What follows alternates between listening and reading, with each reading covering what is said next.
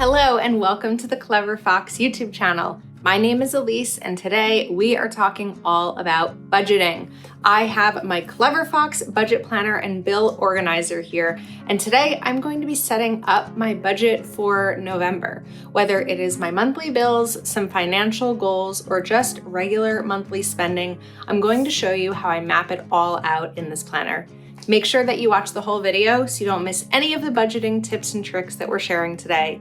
And also make sure you are subscribed to our channel and you have that notification bell turned on so you don't miss any future videos. Let's get started. So when making a monthly budget, of course, you're going to want your budget planner, and in this case, the budget planner and bill organizer. I like having some stickers. I also like having a calculator. I am someone who typically uses pen for my budget. I'm not much of a pencil user, but I do make mistakes, and if you want to be able to fix your mistakes, a pencil or an erasable pen works as well. So we're going to start over here on the left side, and I'm going to write down some monthly budget goals. So I'm just going to use a dot marker here to create some cute bullet points. And the first goal is going to be add $1,200. Whoops, see, first mistake. Add $1,200 to HYS, which stands for High Yield Savings, by 11/11.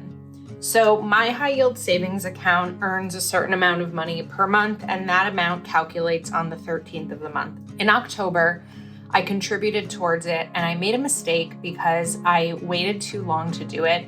And by the time the money transferred over, it was the day after that percentage calculated, which meant that I was missing out on money that I could have earned. So I want to be much better about contributing early in the month. And the way that I'm contributing $1,200 is based on another source of income. So that's not necessarily part of my monthly budget. The next goal is going to be set a holiday budget and stick to it. It's very easy during the holidays to overspend, and I really want to set a budget and stick to it. And the next thing is going to be book December vacation.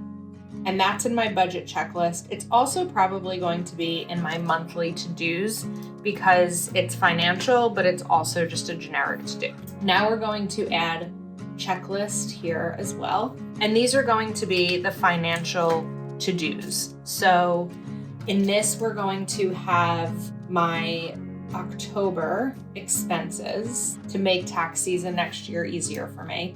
We're also going to do October Splitwise. Splitwise is an app, it's a free app that my fiance and I use to put in each of our spending. So the other day we went to Costco.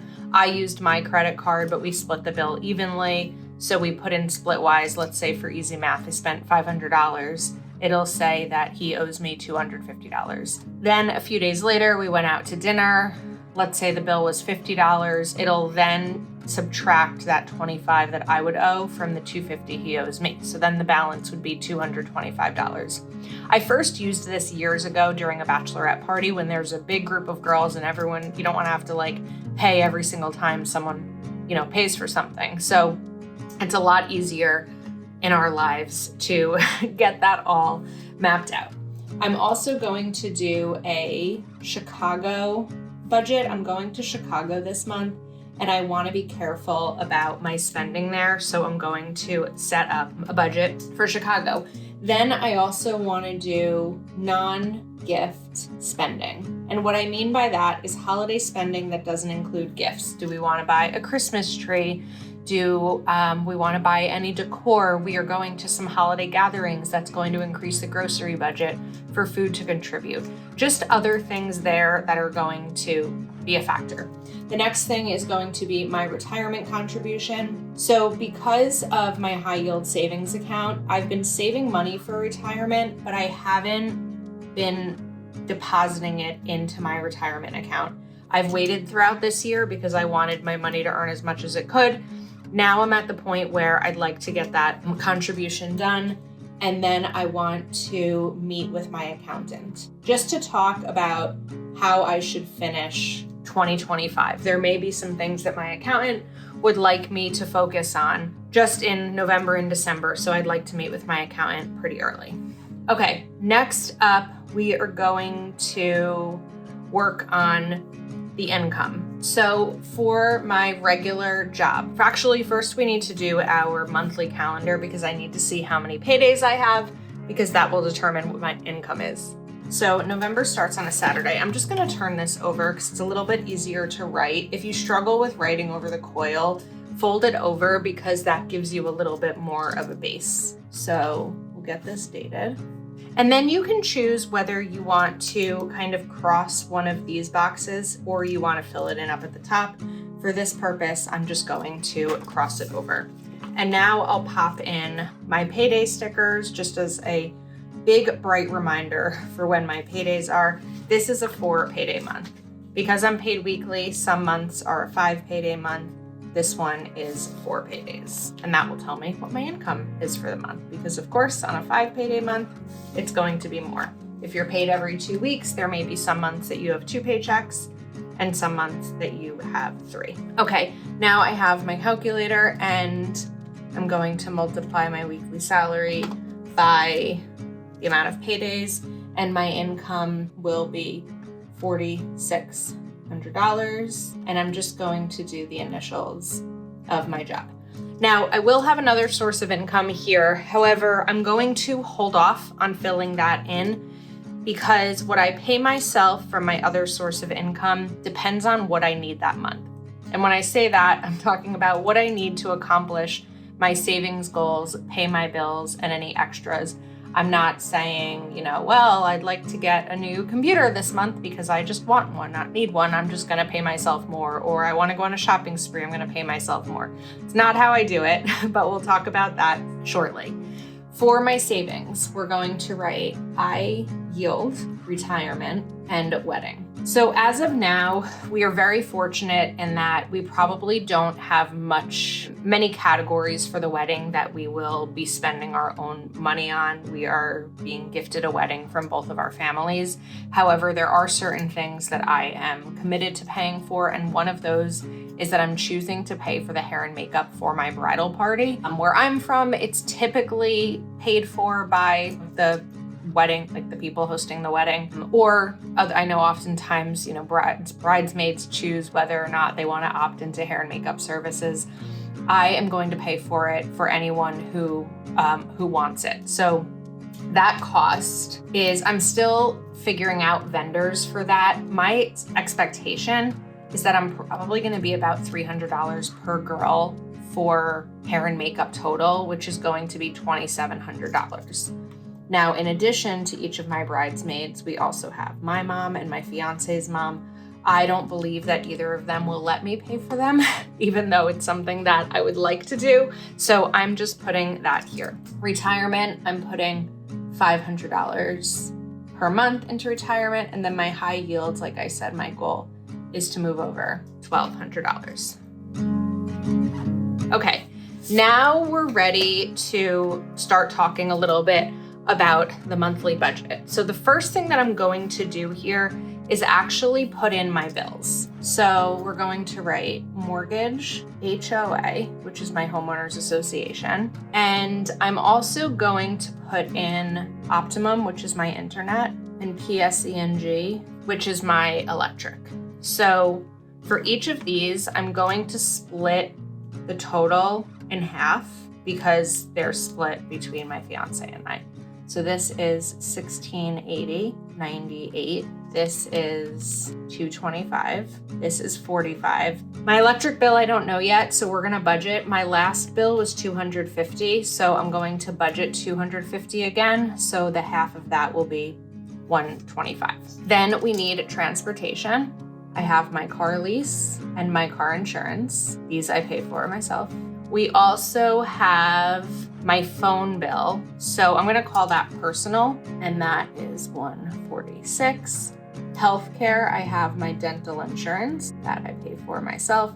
My health insurance is covered at my job. Even with me switching to a reduced hours work schedule, I'm still working enough hours to be insured through my job. Luckily, that was a must-have for me. So that's where we are with the bills for November. Now what I can do is come in and add other things that I'm going to be spending money on or budgeting for. So focusing on home, I'm just going to write home items, for lack of a better word. This means like cleaning supplies, tissues, those kinds of things. And keeping in mind that I'm budgeting for half the amount because it's split, I'm going to put 30 in here. I don't know that I really see us needing to spend more than $60. We recently got more dishwasher detergent and washing detergent, clothing detergent. My words seem to not be working as well today. I also bought a 12 pack of tissues from Costco. And so I don't really see myself needing to spend more than that, but that's what the actual is going to be good for. Now for food, I'm going to write groceries, Costco as two separate things. We tend to go to Costco like every month or so if we need to. And then the next one I'm going to do is actually restaurants. Some people would put restaurants into an entertainment category. I put it into the food category because when I'm thinking about the week and I think about, whether we're going to be eating home or going out, it's really in my food category. So we tend to go food shopping about every 2 weeks. And I know that the last bill was $175. So that's going to be $175, which is $350 and half. Our last Costco run was $335, but it was very high because we got a lot of vitamins that are gonna last a long time. So I'm just gonna do $275 here. So that'll be $137.50. And then restaurants, we've been trying to be good and not really going out to eat very much because we've gone grocery shopping and we're trying to eat healthy, just for life, but also in preparation for the wedding. So I'm going to say $30, which would be a total bill of $60 weekly, and say $120. I'd really love for it to be lower than that. Now we have healthcare. I don't have any planned doctor's appointments. Usually I would add in a copay or something, but just because anything could come up, I'm going to write miscellaneous here. And I'll usually do about my copay for miscellaneous. That could also cover if I need to pick up any medicine, stuff like that. For loans, my only current loans, actually it's just my mortgage. My car is leased, so that's not a loan. I don't have any student loans and I don't have any debt, so I don't need to put anything else in here.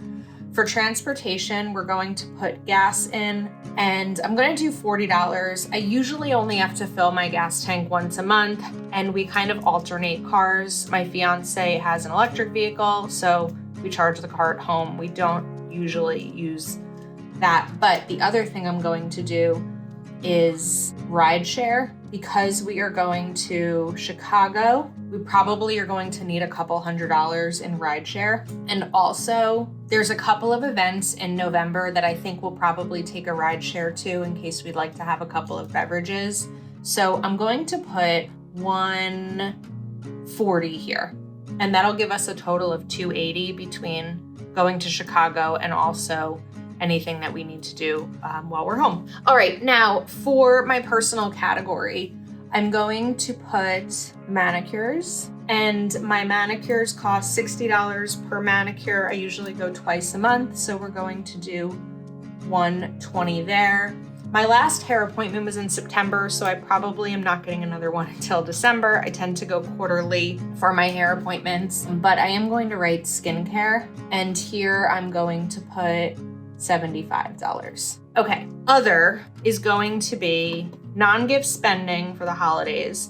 So last year we bought a Christmas tree, a real one, the day after Thanksgiving. I assume maybe that's kind of a tradition that will start. So I'm going to write Christmas tree here. I believe it was about $100 with tip, if I remember correctly. So I'm going to do that. And then also I'm going to write Chicago, and I'm going to give myself a $300 budget for Chicago, which includes dining out and any shopping or even just, picking up coffee in the morning. And then December vacation. I'm not really sure what the budget for that is going to be because we don't know where we're going yet. And I think that that's really going to depend on, the budget's going to impact where we go, where we go is going to impact the budget. So that's more of a conversation we need to have together. Okay, now the next step is going to be to start to add these together. So 1680.98 plus 225 plus 45 plus 125 plus 30. Our total here is 2105.98. Now we have our 175 plus 137.50 plus 120. Our total here is 432.50. This total is 71.35. Over here we have 146 plus 120 plus 75, 341. I've also had some questions recently about other types of spending. So I've had questions like, well, what about when you go get coffee? I don't go out and get coffee. I have coffee at home. I work from home, so I'm not really someone who's going to go get coffee out. Another question is, what about when you need to just go and, buy something? So for example, if I have to buy a birthday card or something like that, I'll usually put in a miscellaneous budget. So we should do that into personal. Again, another situation where I don't have a pencil. So we're just going to use some correction tape. Let's just do a $50 miscellaneous budget for the month. And that brings us to $391 here. Just clear up the whole thing. And then we have transportation is $421 plus 122 plus 40 plus 140 is $723. And now we have our other, that could also be the miscellaneous here, but this is $350. Now we're going to go in and add these numbers together.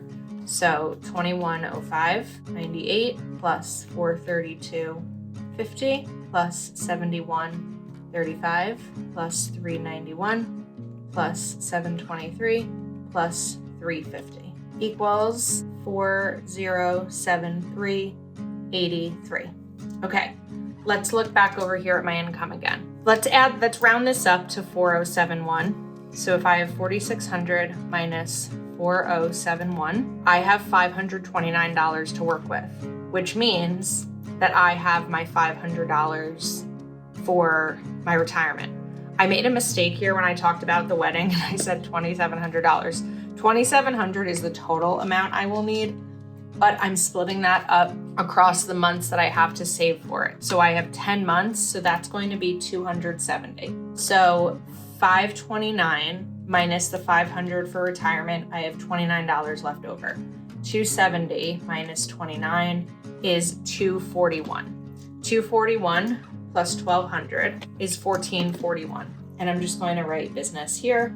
And that is what I will pay myself for the month. So I think that we are set. We've got a pretty detailed and organized budget here, but I feel very prepared for November. So I hope that this helps you get ready for November as well. You can pick up the budget planner and bill organizer over at cleverfoxplanner.com. If you're not yet subscribed to our channel, please go ahead and click that subscribe button, have your notification bell turned on, and make sure you give this video a thumbs up while you're at it. Thank you so much for spending time with us today, and we'll see you next time.